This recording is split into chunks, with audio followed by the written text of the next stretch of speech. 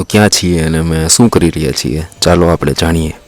સો good morning guys, અને સ્વાગત છે તમારા બધા જનું 91માં દિવસમાં. અને અત્યારે નાહી ધોઈને તૈયાર થઈ ગયા છીએ, ફ્રેશ થઈ ગયા છીએ. અત્યારે જે રિસોર્ટમાં રોકાણા છીએ ત્યાંનો આ સીન છે.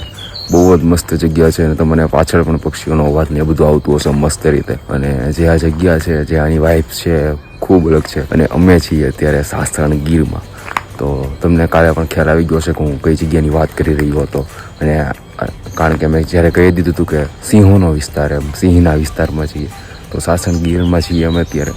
અને બહુ જ મસ્ત સવાર થઈ છે આજે, ફ્રેશ મોર્નિંગ. કારણ કે સવારે 6:30 વાગે ઉઠી ગયા હતા ને નાહી ધોઈને તૈયાર થઈ ગયા હતા. અને એ જગ્યા છે જ્યાં અમે રોકાણા હતા. અને શું મસ્ત દ્રશ્યો છે સવારના, શું મસ્ત સવાર થઈ છે. કેટલા સમય બાદ આવી મસ્ત સવાર થઈ છે. આપણે આ જગ્યાએ થોડાક ટાઈમ પહેલાં પણ આવ્યા હતા, પણ ત્યારે આપણે વ્લોગિંગ નહોતા કરતા તો બતાવી નહોતા શક્યા.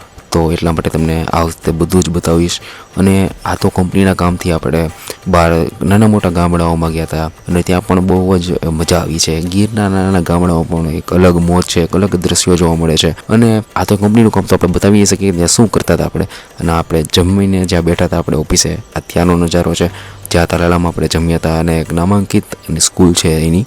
મેં કીધું ને કંપનીનું કામ તો આપણે ઘણું બધું પ્રાઇવેસી જાળવવી પડે છે, તો બસ એટલા માટે. અને બહુ જ મસ્ત જગ્યા હતી. નાના નાના ગામનું સફર, નાના નાના ગામની જે આરતીઓ છે એની મજા છે. અને આજ એ જ ગાડી છે, એ જ હાથી છે જેમાં આપણે આખો દિવસ સવાર થયા હતા. અને કારણ કે ઓરિજિનલ લોકો અને મને પણ ખબર છે કે આ હાથીનું મહત્વ શું છે. અને આ મસ્ત સ્ટે છે આપણો રૂમ, જ્યાં મસ્ત આવી રીતે દ્રશ્યો છે. એના રૂમ બહુ જ મસ્ત હતો. અને જ્યારે પણ અહીંયા રાતનો જે દ્રશ્યો જ્યારે આપણે આવ્યા હતા ત્યારે તમને બતાવવાનું રહી ગયું હતું, તો આજે ત્યારે તમને બતાવી દઉં છું.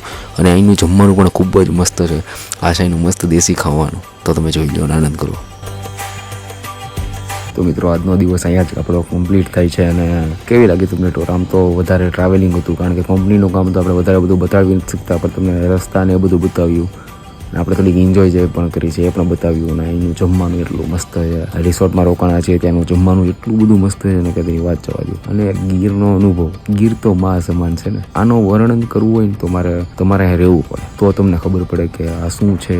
કેમ કે વ્યક્ત નથી કરી, શબ્દો નથી મારી પાસે, કેમ કે શબ્દ ખૂટી જશે. અને આજનો દિવસ કમ્પ્લીટ થાય છે. તો let's make tomorrow better than today. જય માતાજી, લખતા જાજો અને મળતા જાજો. Thank you.